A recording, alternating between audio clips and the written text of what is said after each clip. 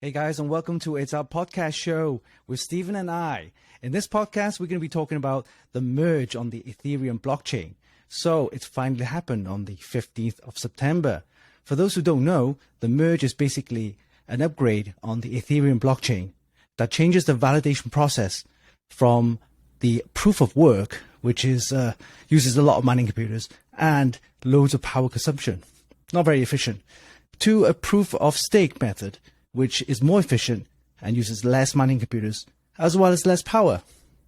So we'll be discussing how this will affect the price of Ethereum and what it means for miners, and of course the price of GPUs. I'll see what happened with the graphics card manufacturers, including Evga, which is a long time kind of manufacturing for graphics cards. And we had the pleasure of speaking to over the last, I think it was a couple of weeks ago. So let's start off with Evga. Stephen, have you heard what happened? Yeah, it's I can't say I'm surprised. It's been a long time coming, because you remember, good 10, maybe even 15 years ago, there were so many Nvidia vendors out on the marketplace. Yeah. And we know of one vendor that tried to get into the marketplace as well too. They're a very big name. They're known for some very, very fruit-like phones, Foxconn. They tried to enter the market, and they tried to partner with Nvidia, but even they could not work with Nvidia. And we also know that Apple is also very difficult to work with. So one of them was more difficult to work with. Guess who? It seemed to be Nvidia at this point, and that's very unfortunate, because that would mean that with Foxconn's manufacturing power, we could have had supplies of GPUs at affordable prices for a very long time. But it appears that because of Nvidia's closeness to the vest with their pricing and their GPU samples and the validation and all those tools and everything like that, I guess it drove Foxconn nuts. So they left the market, and then slowly, like, we lost all these vendors like Chain Tech. Even Abit was in there for a while. XFX, like all these brands. And the BFG, wasn't it BFG? BFG went as well too. So all these brands just disappeared off the Nvidia radar because I guess for some reason or one or another, they simply couldn't work with them, or maybe there was too much competition at the time. Who knows? But I point back again to Foxconn not being able to work with Nvidia. Apple is considered the most difficult, partner to work with. Yeah. Well, it's just crazy. I remember 4 or 5, well, more than that, say 6, 7 years ago, when I think Nvidia went through a rebranding kind of phase, and they kind of forced all the vendors out there to make their graphics card boxes, the retail boxes, look a certain way with their green logos and GeForce and that. And if you were a vendor and you didn't like that and you want to put your own GeForce logo on there, you get like a really slap on the wrist from Nvidia. And that's right. Thinking, well, it's just crazy how they're trying to force vendors to go with their marketing and stuff like that, and you don't get any support from Nvidia. There's a very good reason for that, and it's a very sneaky reason. You know how shelf space works in retail, right? Yeah. Shelf space has so many. You have to have so many brands representing a certain vendor, et cetera, right? Like Intel, I guess Intel and AMD would be the two big CPU suppliers out there. They get the smallest amount of space because we already know who they are. But that branding that you spoke of, having that consistent green and everything like that, let's just say that there's 20 vendors making NVIDIA GPUs. They're all different, right? They're all different suppliers. If you had that consistent branding for your GPUs on a shelf, what does it look like to you? Well, it looks like it's all NVIDIA. It looks like it's all NVIDIA. So it was very smart for them to be able to do that and just take over the shelves, because ATI at the time, AMD ATI at the time, it was just a few vendors. They're all red. So you see a sea of green and then a little bit of red. Yeah. Well, the thing about support, I mean, if you're a manufacturer, you want that support from big players like Nvidia and AMD, stuff like that. So the support that you get from Nvidia has never been as good as what others have, said. Like, for example, you had an example of was it one of these local LAN kind of events that you had in Victoria, you said? You tell us a story about that. Well, like, I don't know if this is consistent across NVIDIA, but this is just my first time working directly with them. But I found it working with NVIDIA just for an event, which is a community event, which shows off, all the brands that support gamers in the community. They're like PAX. It's like a mini PAX Canadian, something, it's along those lines, but a lot smaller, right? And the event drew a lot of people. It brought a lot of people to Victoria, British Columbia. The event was called, I can't remember now. It was quite a few years back. It's quite a few years back. Go ahead. But it unfortunately, it went away.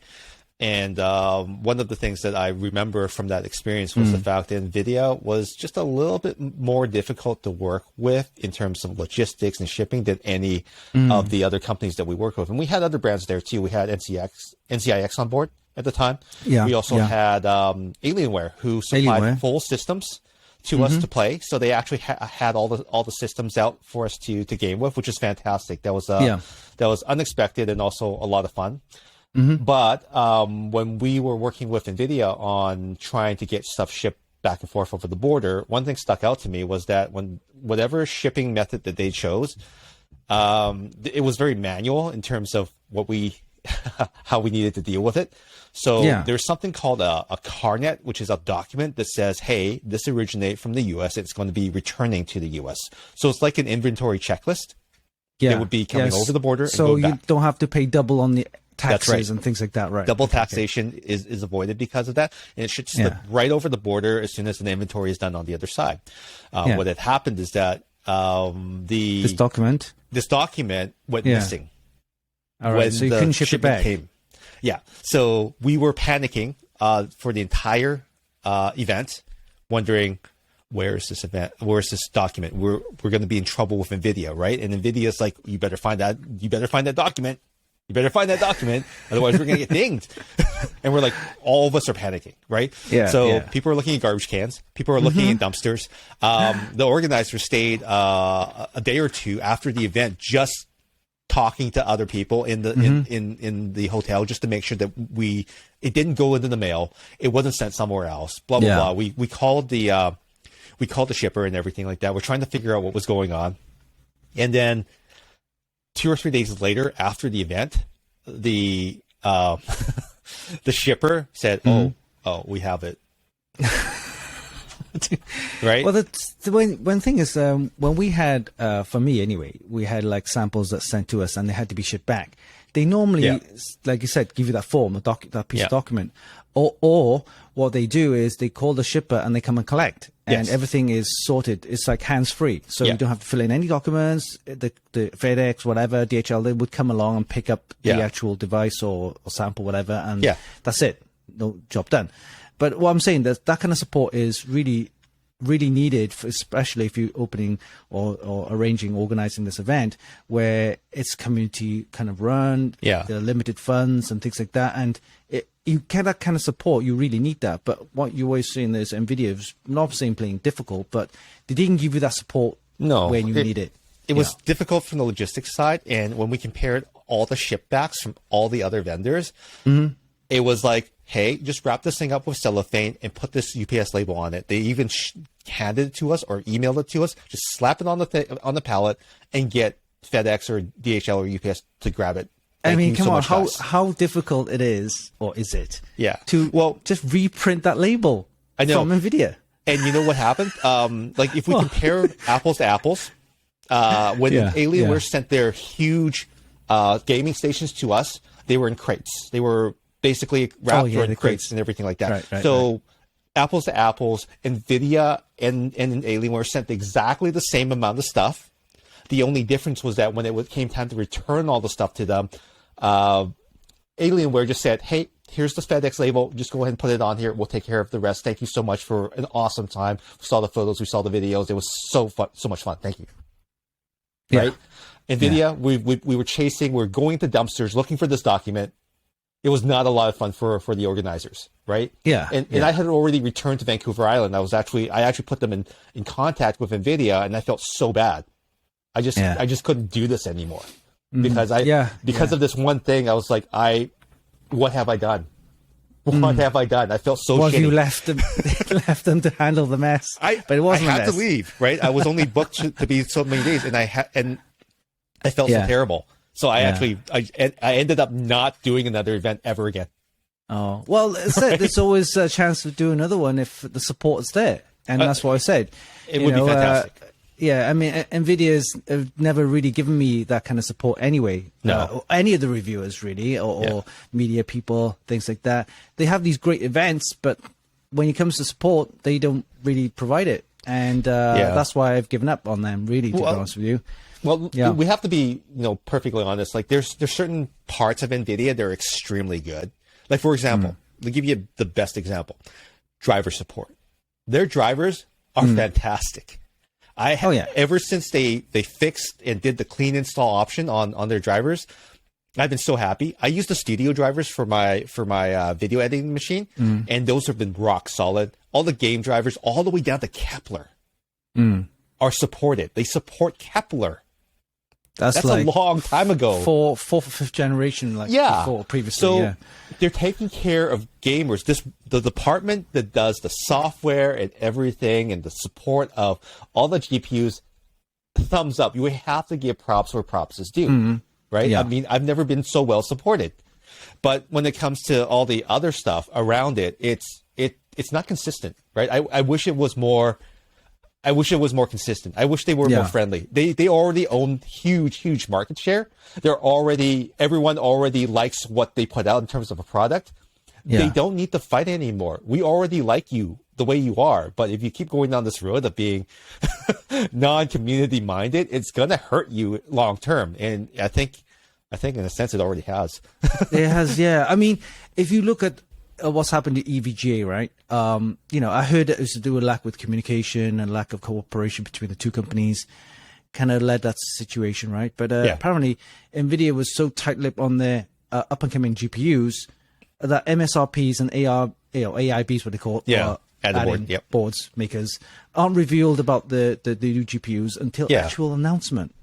That's so you got to think about little time. Yeah, too little time. They got to set up the production lines, they got to get the marketing right, they got to get all the GPUs and the RAM, all that kind of stuff built up into this, into the production line, right? And you know what was even more silly? Remember a couple of generations back where they had, I don't know if it was the 2000 or the 1000 series, but boards that were at launch were actually the power capacity was too much. They would actually blow caps. It was pointed out that this was because they didn't have reference drivers to validate their design until like the very last minute, and they didn't have enough time to do that. And that's unfortunate. That's not how you treat a partner of your product, right? Like obviously the Nvidia versions, the founders editions or whatever at the time were perfectly fine because Nvidia is inside Nvidia working with themselves, right? But when it comes time to work with a vendor, an add-in board partner, and they're trying to worry about the graphics, the skinning, the overclocking utility and everything like that, and then you send them the drivers at the last minute, who has time to take care of that? And the boards are already built. So it's like, how am I supposed to figure out that this part is bad? Yeah. When you send it to me the very last That's true. That's true. Yeah. I mean, impossible. It is. And you think about it, I mean, these manufacturers they gotta like book lots, what they call booking, right? They gotta book lots of GPUs for their production, right? So they're booking, say, 2-3 lots. And when I say lots, and we're talking thousands of GPUs, right? Little chips. So they have to book lots of these chips in production and things like that in advance now, right? So if you think about, in the case of EVGA, this has resulted in like financial concerns for the company, right? Because they're unaware how to price their product before releasing it. And the lack of information got so bad that, they had to buy extra inventory, right? So that they can, kind of be prepared on how much video cards that they're going to be producing. Now, think about it, that could incur extra losses over even six-figure debts because you don't know what the price is going to be, and then you can't say, oh yeah, I'll have like 2,000 GPUs. when really, you know, if you need to like have 4,000 GPUs, you're better off getting a lot more so they can produce a lot more graphics card rather than, we're sold out. That's even bad, right? For your company. In your minimum order quantities, you also get the discounts for that. But what was worse about the whole thing is that, what I heard is that I think it's 60 or 70% of all of EVGA's revenue. So this is the top line revenue, gross revenue, not profit, came from Nvidia GPU sales. However, the margins were so slim, they were almost negative. So it wasn't even worth doing the GPUs when their other 30% was actually lifting up the entire company. Because you have to pay interest on all that stuff. You have to do a lot of work that is like busy work, whereas power supply, peripherals, and all the other products that they do, video capture cards, which are not NVIDIA powered, some of them, all of that stuff, it makes so much more money. I think people don't realize how much of a profit margin. I'll give you an example. Keyboard and mice, the best profit margin. 100% profit margin. They literally make the keyboards for, let's just say, $10, $15, even $20, right? And they sell it $60, $70, $80, right? That's a good profit margin. Graphics cards, however, right, you're earning probably 5%. So imagine $1,000 graphics card, you're only making $50. $50 on a $1,000 graphics card. And you know what's Think worse? About that. EVGA is a community-minded company. They know that what they do in front of people matters a lot. So let's just say that they're trying to be a good guy in the community. Someone's graphic card blows up. They have to replace that GPU. They have to replace it for them with a current stock. Well, guess what? They gave away a $1,000 GPU to this person who already paid $1,000, but that's not the point. But they gave them 2 of them. So let's just say that their net out $500 is what their cost was to do this thing. They basically took the profit away from 10 graphics cards right away. At $50 a pop. Right? It's $50 a pop. I mean, this is crazy how when the profit margins, people think, nah, that's not true. It is true. Believe it's me, true. Me and my brother used to own a computer shop, right? And we didn't make any money on the graphics cards, to be honest with you. We made money through the accessories, cables, accessories, keyboards, mice, and we, of course, charge, say, $50 to $100, depending on what they're trying to build as a kind of like a installation fee, service fee kind of thing. Support. But I tell you what though, the high end graphics cards, there's really minimal profit. I feel for them. It's ridiculous, and I've always bought EVGA graphics cards. Like my 7800 Ultras, 2 of them are actually EVGA 7800 Ultras. I bought 2 of them. They were like $800 graphics cards. I spent $1,600 in graphics cards in 2000 and 4 or 5. Hey, 1,600. They won't get you one now. No. So I mean, I'm very loyal to EVGA as a brand. They've always done right for everyone. I mean, it shows in the community. Everyone loves them because they want to be the good guy vendor. They're not so big that they don't want to take care of us. And it's unfortunate that it's gotten to this mess because now they can't sell us any more graphics cards. Where are we going to go? No one's as cool as they are, to be perfectly honest. That's true. I love I think they're the only one that did really good RGB on their graphics cards, and that, I love RGB, right? I like Zotac. That's another brand that I like, but I mean, EVGA does it to another level. They do the community side so well. I'm going to miss them. And I hope that Jacob and his team are good. Jacob and doing their streams and stuff like that. I regularly watch their streams. It's so sad. It's so sad. Have you heard from Jacob? Maybe we should reach out and have him in a few weeks. Maybe come back and just tell us what happened. That's right. Because we did a show a couple of weeks ago, and with EVGA and of course Jacob, and we didn't even expect this kind of announcement, and we were talking about, hey, what's coming up with the RTX 40 series, and then he was like, okay, I can't say much. Well, they're not even doing that now.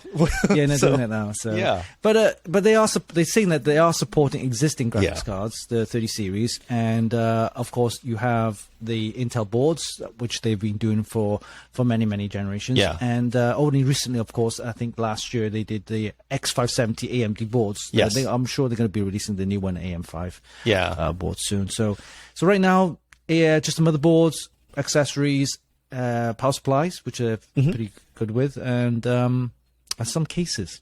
I think that's cases. They have cases. They have they have a good range of things. But if you remember, okay, when you buy things at retail, you like things to kind of all go together. You buy your motherboard, you buy your power supply, you buy your case, you buy your accessories, and you buy your graphics card. And now, because graphics cards are missing from EVGA's retail bundling stack, it becomes like, okay, maybe I should just go ASUS, or maybe I should just go like another brand, right? Because they make everything vertically, right? It was a lot easier for us to go with EVGA because good brand, great looking stuff, all works together. All right, I'm going to go with EVGA for my system. Yeah, you're probably a lot of viewers are probably asking, well, why don't you go for an ASUS or an MSI or a GIGABYTE? Well, that's true because those brands are bigger, right? They're make bigger. Like you said, the whole range from boards to cases to power supplies to laptops to everything, the whole systems, right? And ASUS is a big brand, a huge brand, right? They make phones, for example. Yes. So they have that funding to, hey, okay, Nvidia, we'll work with you, do whatever you need, and then we'll just bow to you, right? But that's their thing, right? But EVGA, think about it again, like you said, community driven, and when they focused back then before the boards, they were just graphics cards. That's the only thing that they focused on, right? And now they're expanding and diversifying to other products. But I think it's a shame. Yeah, it is a shame. Sometimes you just have to look at the balance sheet and say, look, guys, what would happen if we lost graphics cards? Well, we could still employ everyone. We could still employ everyone and still have everyone with us, because I know that EVGA, and I don't know if this was public, but they do plan on, like you said, supporting all the graphics cards because they probably overpurchased on the 3000 series. Yeah. And they're going to take care of their employees as long as they can until they land somewhere safe. So I wish everyone luck there. It sucks when something winds down like this, but it had to be done. It had to be done. I guess the other kind of market that they can focus on also is streaming, because they're really good at capture cards. I'm sure they're going to be releasing other kind of streamer related or gamer related kind of accessories, which again makes better profit margin, right? Hugely. So right? Like why that could help. Why bust your ass to ship a carton of 1,000 graphics cards that you make $5,000 on, $50 a pop, or ship 1,000 keyboards and make $5? Yeah, that's true. That's Profits. true. That is true. That is true. I mean, if you look at Corsair, for example, right? There's another brand that makes similar things like gaming accessories and now systems too, right? Cases. And now systems, but they one time, I think it was like 3 years ago, they were going to make graphics card. Remember that in the announcement? Oh, they were thinking about it. That's telling, because they didn't do it. They probably figured it out very early. Exactly. They figured out, like, it's not going to be profitable. I mean, and it's going to be crazy cost, right? So they did. I think they did a collaboration with MSI, and they did a kind of graphics card from MSI, but it was cooling from Corsair. Well, they take all the risk, right? They do all the engineering and everything, and then they have to deal with Nvidia. I think there's benefit to that as well too, and plus they have the existing relationship. That's true. I mean, why not EVG go into cooling? Because another good profitable margin, and people need it, is cooling. I thought they actually had a cooler. They did. Yeah, they did, and all in one. But I'm saying they could have a whole new range on a whole new series of graphics cooling devices. You know what? So they're a creative company. Things like that. I think they could pull it off. They just need to do something a little bit differently. Plus, they have all Do you know how much? Yeah. Do you know how much they make on fans? Right. I have a pack of 3 RGB fans. Yeah. All right, from Thermaltake, right? They cost $100. RGB fans, come on. That's good profit margin. And you know what? Because remember on our conversation with Jacob, we were talking about how we could do cooling different in graphics cards, and he's saying that, you know, we could probably go from 3 slots to 2, maybe even 1, depending on what it is. If they take that engineering and put it into CPU cooling and make it micronized or smaller with the same performance, I think a lot of people, like the builds that you can do, would be so much more. It would be so much easier to build smaller systems. SFX, the small form factor. That's right. They're becoming quite popular now, especially with those ITX boards and everything. So totally. And who has space to put a huge case in their place anymore, right? I mean, yes, if you have the space, great. But if I can mount it on the wall, if I can put it underneath my standing desk, and it has the performance, that'd be great. Yeah. Love that. Wow. EVGA. Rest in peace. That's right. We're wishing the best of luck, and hopefully we'll be seeing new products from them. Hopefully, I think it's a kind of change, right? It's a kind of big change for them, and let's see if they have some new products down the line. I think it was the good timing because the merge has arrived, so maybe they were thinking about that ahead of time to kind of get out of that market. Exactly. That's right. Who knows? So let's talk about the merge, Ethereum Merge. So as I mentioned earlier, the merge has finally completed earlier the week. I think it was a proof of stake, what they call it, right? Yes. So it means using more mining machines to GPUs. So yeah, no more GPU mining. Hurrah! Yeah, and hurrah to the environment. Hurrah to the environment. Power consumption. Here's a interesting calculation that I've just done. Because what's estimated to happen with the merge is that global power consumption will drop by 0.2%. Wow. That's a lot. That's a lot. So to give you the scale, the world uses 25,000 terawatt hours of power per year. Okay, in total. But let's just scale it down. Let's just use our monkey brains and let's just scale it down. Let's just say that we were using 1 terawatt hour of power. Okay, so let's just scale it down for a second, right? 1 terawatt hour of power, 0.2% of that is about 20,000 kilowatt hour.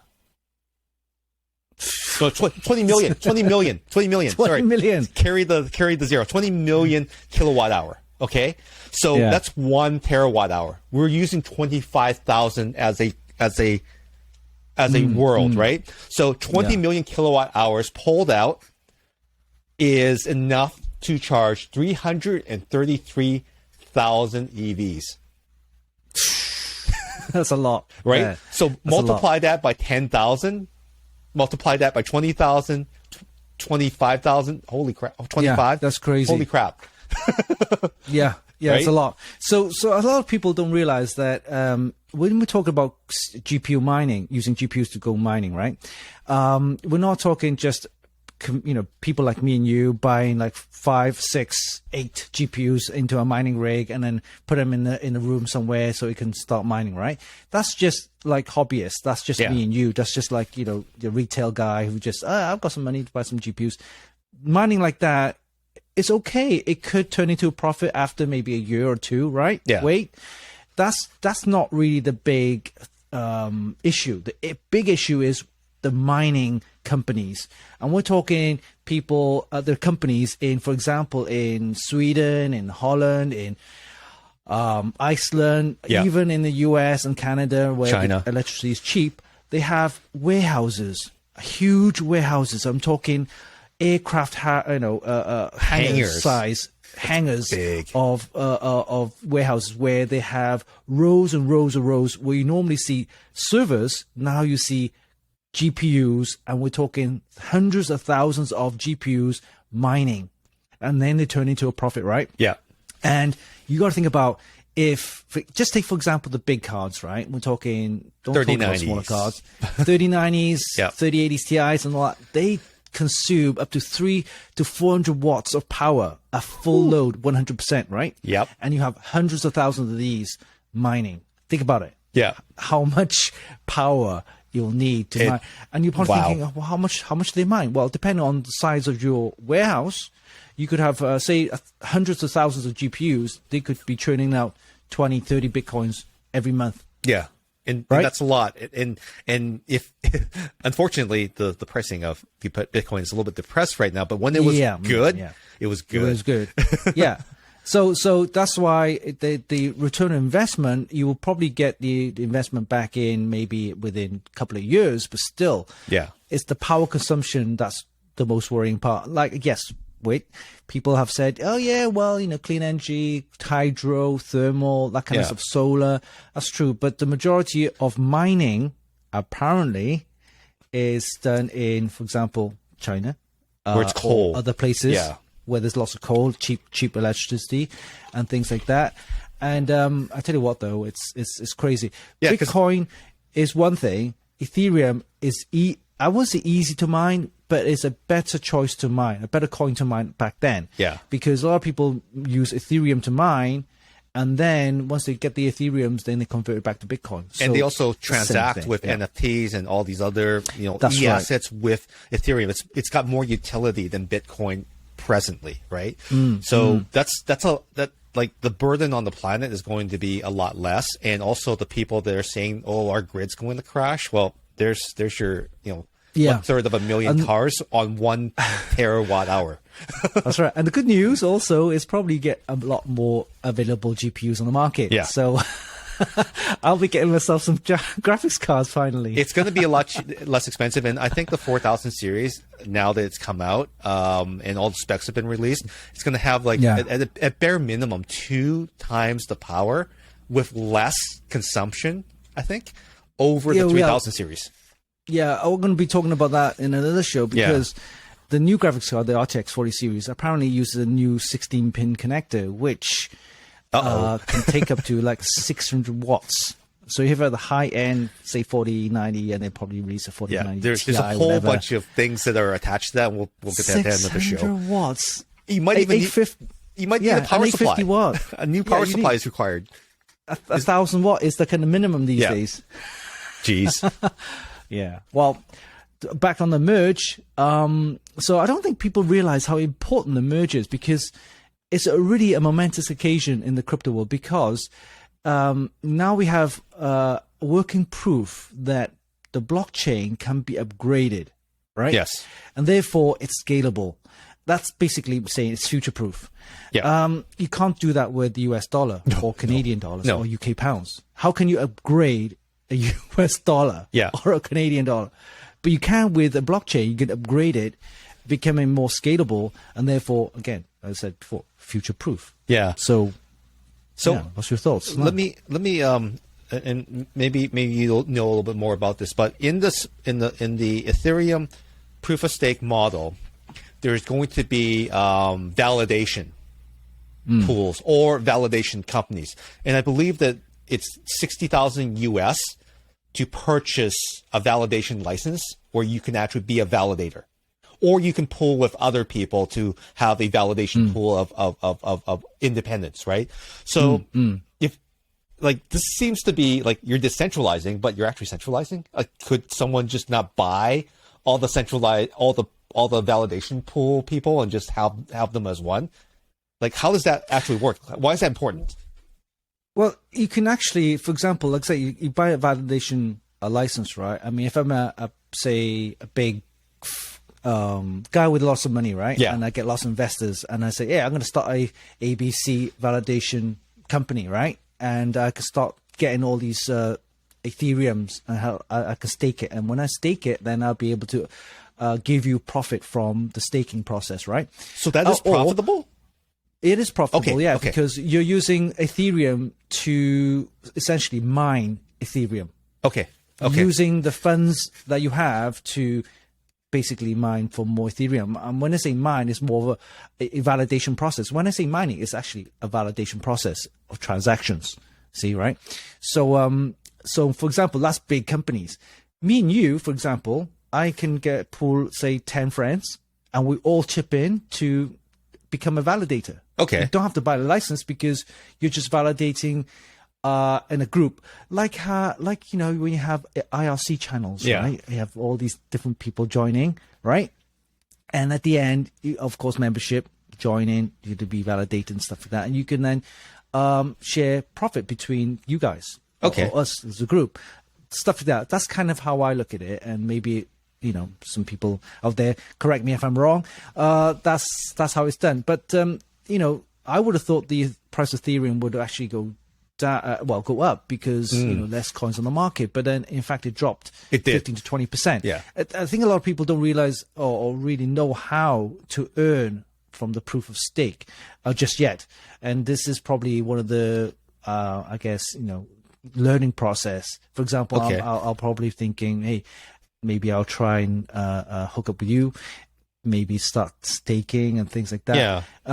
And remember, it's basically staking is locking your coins in for 3, 6, 9, even 12 months. Yeah. So that it produces more coins. Yeah. So if you're playing long term, this is how it's done, and you see that with lots of other altcoins where you can actually buy in a token and then just leave it there for 6 months, and then you could earn, say, 15, 20%, whatever. The only problem with those coins is that when you buy into those altcoins, they're not worth anything really. So you're using something of value like one Ethereum or one Bitcoin, buying in a token which isn't worth anything, hoping that it will generate more tokens so that you can then exchange it back to Ethereum or Bitcoin. Okay. But what the new merge has done is they call it Ethereum 2. It's not the coin, it's the an upgrade, right? Yes. So now I can then use that Ethereum to stake, hopefully stake Ethereum, and then get back Ethereum. Okay. Yeah. So now back to the $60,000 fee. Where do you see, who do you think would be purchasing these types of licenses? Would it be the whales out there, or would it be financial institutions? Because I think this sets things up for Royal Bank or CIBC or TD Bank in Canada to actually have an engine to validate these types of transactions, right? Yeah. Is this the setup for both? Is this kind of like the setup for those organizations to get into the decentralized as a trusted firm, but also the people themselves can also participate in this freely without the fee, like you say, like the pools and everything, because we don't have to pay for the pools, but you have to pay for a specific entity license, I think.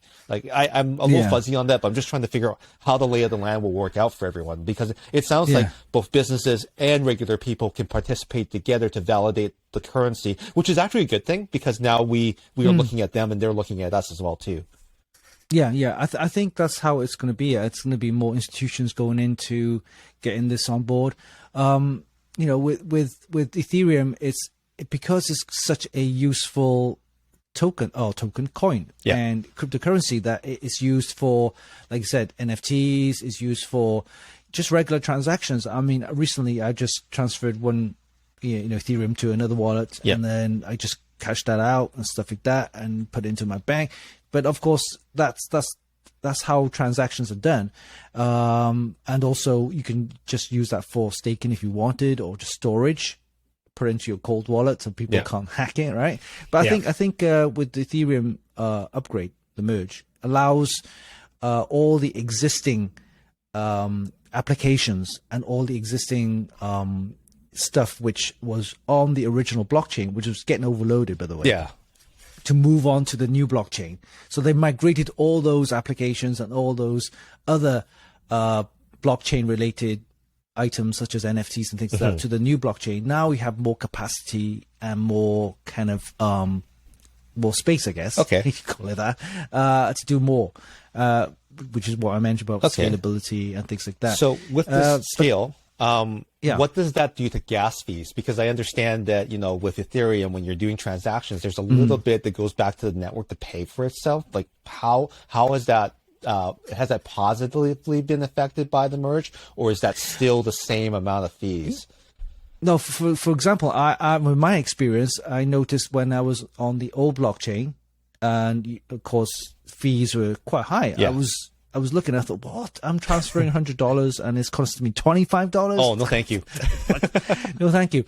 But recently, though, I've been just transferring within my wallets, and I'm getting like low fees. Okay. $5, $3. That's a big difference. So it is, yeah, it's cheaper, definitely cheaper. Okay. And I think with that, there's going to be a lot more transactions in the future. For sure. Good. And back onto the institutions, I think, like I said, validation, things like that, and also it's becoming, like I said, semi-centralized. I wouldn't say it's fully centralized. It will be kind of like centralized in the ways so that it's more manageable, not in the way that you want to control it. I don't think institution wants to control Ethereum.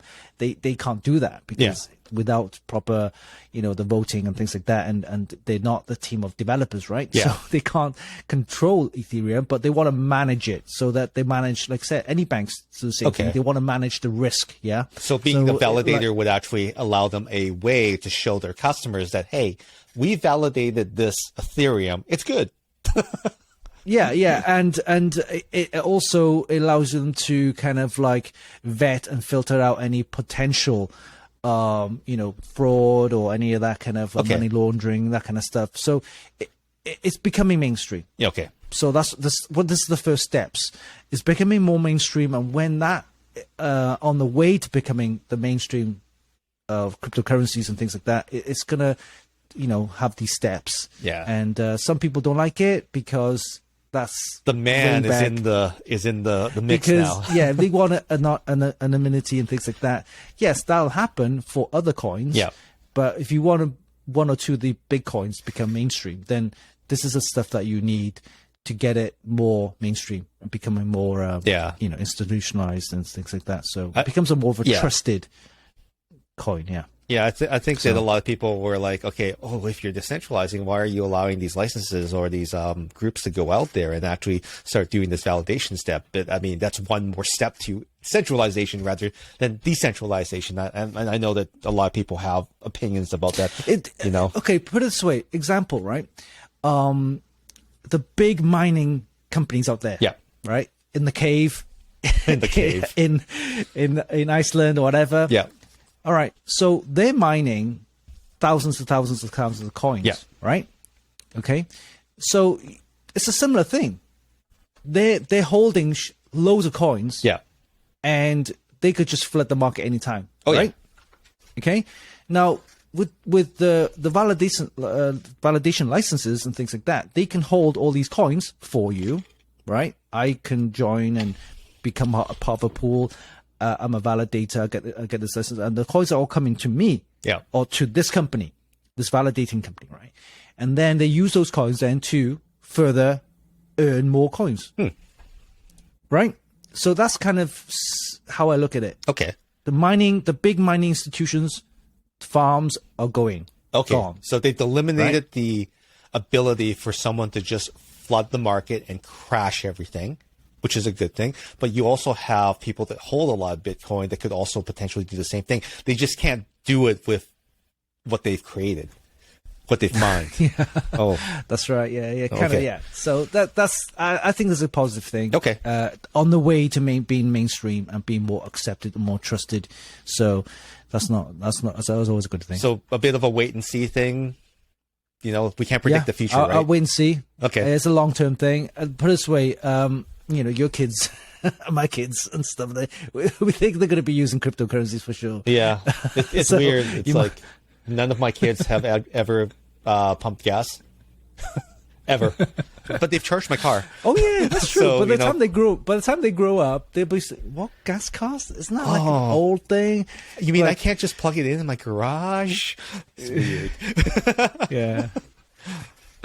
All right. So with all those money farms gone, there's going to be a flood of used GPUs. I know. So, interesting.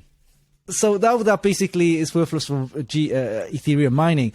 Users going to be turning to other coins to mine, such as Raven coin, right? Yeah. Which I won't go into that because that's save that for another day, right? For other coins. But we'll be seeing a majority of X miners now offloading their GPUs and selling on eBay, Amazon, and secondary market, things like that. And I'm sure this will affect existing GPU prices.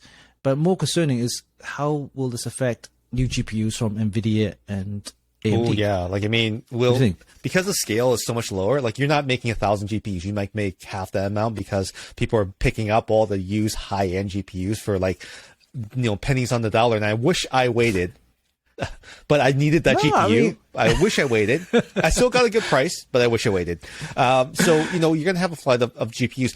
The issue with used GPUs is how do you tell if they're still good? There's going to be a lot of people out there maybe getting a great deal, but they're still spending at least $300-$400 on a used GPU. How can we give people advice on how to buy used? Like, is there any way that we can help them? It's a difficult one because I kind of did some mining back in 2018 and there wasn't much cooling in the room. So really, with these mining farms, they'll have like air conditioning, blah blah blah, exhaust coming out of there, with the heat and everything. Of course. So my mining cards, I only had 3. I just wanted to experiment anyway, and they would get super hot because the GPU load is 100%. Yeah, you gotta remember all the time, right? And then and the fan would just spin crazy, and it would get so hot. At one time, I can't remember which card. I think it was a graphics. I think it was GIGABYTE. Yeah, I can't remember. We had 3 fans. One of the fan failed, and it started melting. Oh my god! It was so hot. The GPU was producing like well over like 200, 300. I think it's like about 300 watts. Holy crap! 300 watts. And the temperatures were reaching like well over like 150 degrees. Jeez, that's seriously like slow cooking in an oven. Oh my god! It was well over because it was too hot to touch. I'm that for sure, definitely. Okay. But one of the fans started the failed one that didn't spin started to melt. So it's that's my experience. Oh, so that sounds at home. It sounds bad because. It is bad, but that's because my room didn't have any ventilation. So if you're going to see a lot of GPUs on the market and they're in fairly good condition and they're usually in the mining farms with ventilation, right? Yeah. Things like that. Hopefully, you'll probably see a lot of that. Yeah. But the ones which are like from home use might not get the ventilation, and you might see some damage on the actual actual casing of the fan. What's a fair price in terms of let's just say the 100% price of a GPU is $1,000. Because of their level of usage, would you pay 50%? Or is 25% more like it because it's going to die in 6 months and you don't know. Right? You don't know, yeah. I mean, generally they could last up to 2 years, right? Yeah. But because their GPU load is 100% all the time, 25 days, 7 days a week, there's a certain damage definitely done on the core, right? So maybe okay for gaming. Okay for gaming. It would be okay for gaming because I would say if you have enough ventilation inside the PC, that should be fine. Okay. But don't expect to buy these and start mining because you just you're just defeating the object, right? So buy for gaming.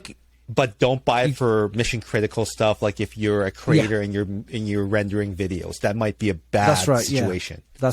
That's right. Okay. Yeah. So if you're doing like a lot of photo editing, video editing, things like that, rendering, then I would suggest getting a new GPU. But for your second system, or you're building a computer for someone who's just occasionally use it, then why not? But you're looking at 40-30%. That's the kind of price I would pay. For it, if you can get it, right? I wouldn't go anything. I wouldn't get anything more than 50%. That's ridiculous. You might as well just save it for a new card. That's true. 30-40% is kind of the price I would pay for a used GPU, provided that because when you see stuff on eBay, even on even some sellers on Amazon, you don't know what the condition is. You don't know what they've done to them, right? Exactly. Yeah. So it's hard to say. Unless they have a receipt proof that it's bought from, say, Best Buy or Newegg, and it's only been like 6 months, then fine. That's a good sign, right? Then you've got 6 months of life out of it, right? Exactly, and you get the warranty from the receipt. Okay, right? That's good to know. I mean, this is a very interesting area because right now we're going to get a lot of cards flooding the market, or people will intend to keep them and do something else with them. But if you see a really good deal on a GPU and it has been mined, and they might not even tell you, I think that's a good question. So ask if it's been mined.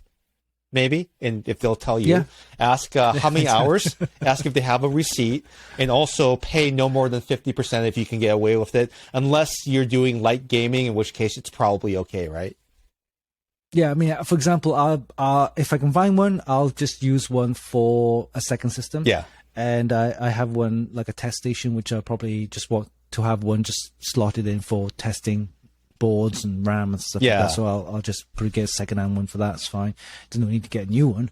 So, but yeah, generally no more than 30-40% of the MSRP price, and definitely if you can get a receipt, that'll be perfect. Nice. Because then get some warranties on that. Well, that's great. Well, I think that like it'll be an interesting time, and I mean AMD GPUs are probably not as popular as Nvidia ones for mining, so you might actually get better condition AMD GPUs than you would Nvidia ones potentially. Yeah. Well, yes, because I think back in the mining days, AMD GPUs were cheaper. Yes, of course, than Nvidia. So what they're saying is you pay what you get, right? So that's true. A lot of people who couldn't afford big mining machines, rigs, stuff like that, they were going for AMDs because they were cheaper. And the mining rate, what they call hash rate, was less for an AMD. But still, if you get good condition AMD card, I'm using a Radeon myself. So yeah, I can't wait until they actually release the new RX 7000 series. And it's not going to be as good as, of course, the new RTX 40 series. Of course, but, it's their thing. With AMD, I think I think they will do okay. It's a there's good alternative, big fan following, right? It's cheaper. It's a good alternative. I still think that there's going to be some issue with, like driver support, right? I mean, Adobe, they basically cornered the market with NVIDIA's help. I think that that's not going to go away anytime soon, unfortunately. It's just the way things are. NVIDIA has CUDA cores, and because they have the Mercury engine that's based on the CUDA cores inside Adobe Suite software, it's kind of a stranglehold on that market, even though they also support OpenCL, which is something that AMD graphics cards also support, which are also supported by Apple machines as well too. So we'll have to see. I mean, more choice is good. I wish it wasn't. I wish I didn't have to have a green machine, but I wish I had a little bit more choice. But we'll have to see. We'll have to see what Intel does. But like even that's looking a little bit grim for them, right? Yeah. Well, talking about that. I mean, Intel tried to release their graphics card. No one wants on board. They took like 3 years to develop, and they just abandoned it. My God. And no one wanted to carry them, which I think was a smart choice. I think they saw the writing on the wall. I mean, there you go. That's how difficult the graphics card market is. It is. There's only two players really on the planet. And it's Nvidia and AMD. Yes. And AMD only got that from ATI way back when they bought them out. So two players, Nvidia and AMD. And anyone should try to kind of like take a market share, forget it. Yeah, Intel have tried it twice, in fact.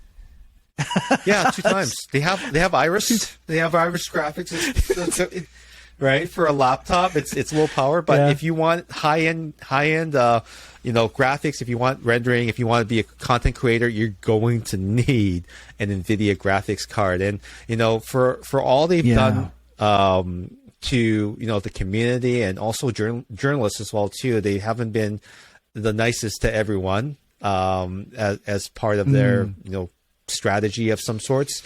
They do make a solid product. Their development team for drivers has been very good. They have great driver support. They have something that people want without being pushed to do so. And I think that in a lot of senses, they're kind of moving in the Elon Musk way of marketing, where we've got a great product. Everyone wants it. I don't have to advertise. Yeah. I mean, They do, of course. Nvidia GeForce is synonymous with gamers, stuff like that. It's it's the product that people go for. Absolutely, and great product, but the company, you got to think about. Well, I think you need to think about what gamers are really going for these days. Yeah. I mean, it doesn't have to be Nvidia. It's another choice. It's a short-term play to profit now and to try to take things in this way. It's like right now, even Tesla, people have a very ill opinion of them based on their conduct, especially Elon's conduct. But a lot of things that have surfaced, the customer service issues, the build quality and everything like that. That even the most diehard people can only stand torture for so long until they rise up, like and Stargate, the Jaffa rise up against the system lords, right, and decide that they want their freedom.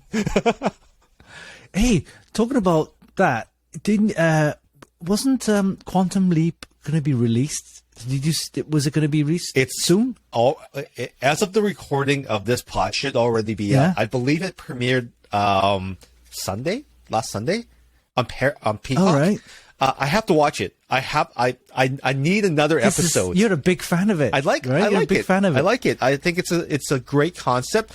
I think that Raymond Lee is going to be a fresh new perspective. I also it's funny when everyone's been up in arms about Ariel becoming a person of color. Well, guess what? Raymond Lee plays Joe Montana in the show. Hey, there you go. That's the whitest that's a good way of... football player.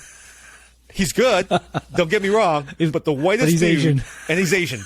Let that sink in for a second. Yeah, I know. That's.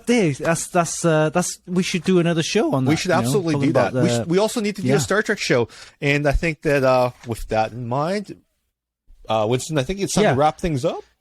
That's right. So, guys, remember, community is everything, right? And here's a message to those big tech companies out there. Listen to your partners and customers, because we're the ones who will be buying your product.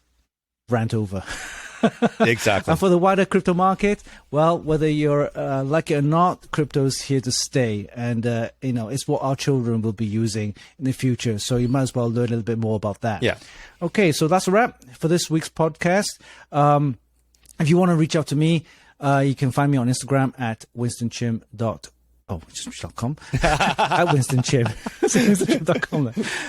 And Twitter at winstonchim. So remember to follow and, of course, like and share. Over to you, Steve. And I'm also available on Twitter and on Instagram at Stephen Fung. So you can find me over there. If you want to give me coffee, I'll gladly take it. If you want to DM me the latest link to something, please send it over, and I'd be happy to have you. And of course, leave your comments below for us. It's how we communicate. It's how we know that we're doing better every single week. We're going to be 19 podcasts in, not including our special episodes where we're doing live events and our thoughts after those events, like the Apple event, like the Samsung event. Those are things that have been very successful recently, and we've been loving some of the comments that have been coming through. So if you do want us to improve, if you do want a show that's more about you, our community, that's not so big that we're not answering your questions anymore, leave them below. I guarantee Winston or I will be answering right away. For sure. Okay, until next time, this is our podcast show.